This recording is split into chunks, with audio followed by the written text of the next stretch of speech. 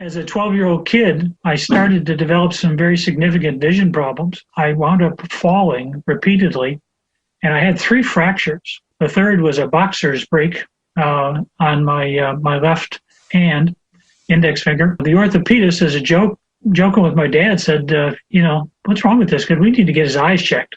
And they did. I had had a very significant loss of eyesight and vision. That started my focus on a process of evaluations and diagnoses to find out what was going on. And ultimately, I was diagnosed with bilateral optic atrophy, which, as most folks will know, is a deadening of the nerve head as it enters the back of the eyeball. And it results in a very large physiological blind spot, or an enlarging blind spot, and a general deterioration of the vision, and very often at that time associated with multiple sclerosis as well. The initial concern was that I had MS, and my folks took me over we lived in Buffalo, and the big diagnostic center of the area was Cleveland Clinics, and they did a procedure called a pneumoencephalogram. And you got to picture this. You're anesthetized. You're in a chair. They do a lumbar puncture. They drain the cerebrospinal fluid. They replace the cerebrospinal fluid with air. So now where there was fluid, there's now air, and now there's a contrast between the water density and the air density in the brain, and they can get some images. This is pre-CT, pre-MRI. And they try and take the air out, try and put the fluid back in, and you wake up a day later convinced your brain is being sucked through the floor of your skull.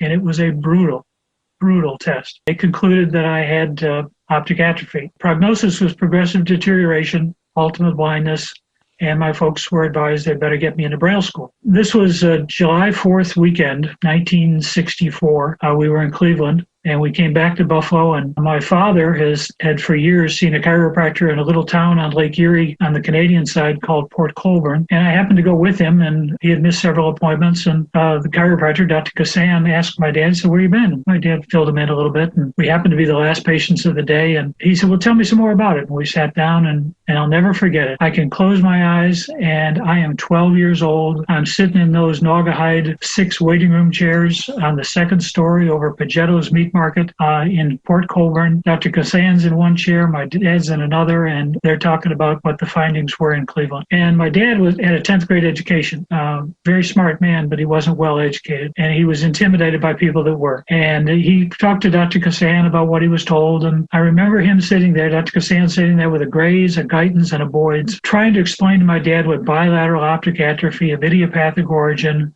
with ultimate prognosis of blindness really meant. And as a 12-year-old kid, one of the greatest things I ever got out of chiropractic was sitting there watching the fear and the suffering and the agony drain out of my dad's face when Dr. Kassan explained to him what was going on, and he got it. And at the end of that conversation, Cameron looked at my dad and said, "Don, I don't know if I can help the boy. Guarantee I wouldn't hurt him, and I'd love the chance to try." And I got my first adjustment that night. That night, my vision was 2200 correctable to about 2100. 2 months later, when we went back home to Buffalo after the summer, went back to the ophthalmologist, and literally basement office, little home office in Kenmore, New York. I'm in the ophthalmology chair. This guy's got this big old mustache, smoking Camel cigarettes, no filters. I got those old glasses on that weighed about 40 pounds on your face that they put the lenses into. And I'm sitting there, I got that thing, and he looked at a cigarette in one hand, a ophthalmoscope in the other. He's looking at it. My dad's behind him, and he's talking. He said, "Didn't miss a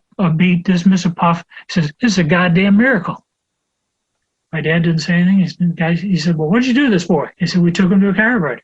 Exact quote. "I wouldn't take my dog to a chiropractor." That was it. And all I knew is the people you sent me to damn near killed me with that pneumoencephalogram. And this guy that my dad took me to that you wouldn't take your dog to was one of the nicest people other than my father I'd ever met on the planet. And, what the hell is going on? And literally 12 years old, sitting in the ophthalmologist chair, that day I decided to be a chiropractor.